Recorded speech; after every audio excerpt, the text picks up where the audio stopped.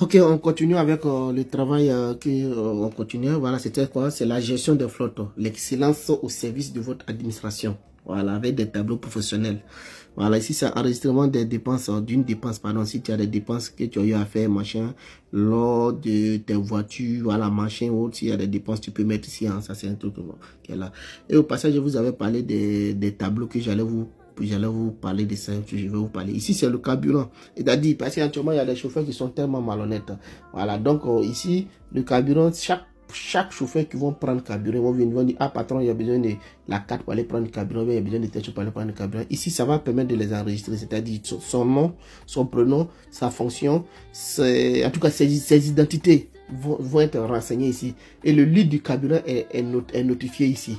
C'est-à-dire, s'il prend 30 litres, 60 litres, 70 litres, ça va, il y a une calculatrice qui est dedans, qui est automatisée, ça va calculer ça automatiquement. Et tu vas voir ici. Et à la fin, tu auras une liste ici qui va te permettre de suivre ça. Et le kilométrage qu'il va faire, à chaque kilométrage, voilà, l'Excel va te permettre de savoir combien de litres qui a été dépensé.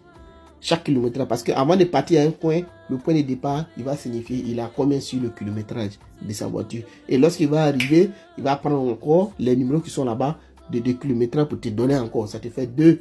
C'est-à-dire tu sauras où sont partis tes carburants. En tout cas, c'est un bon tableau pour suivi.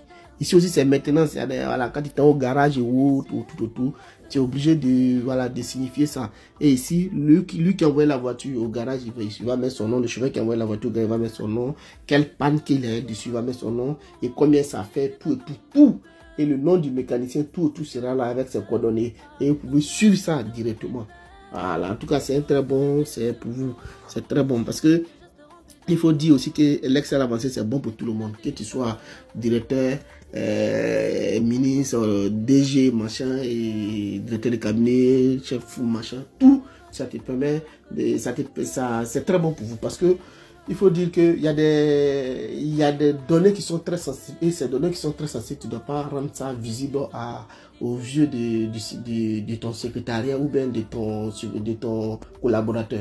Alors, donc du coup, tu dois être capable toi-même de faire ton Excel avancé, ton tableau de bord Excel avancé pour que toi-même tu puisses mettre tes données pour ne pas que quelqu'un même sache que tu as ce genre d'outils même en ta faveur que toi aussi tu suis tout ce qu'ils font.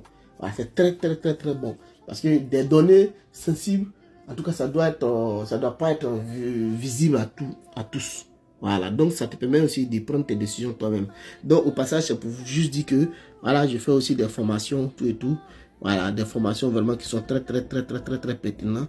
Voilà.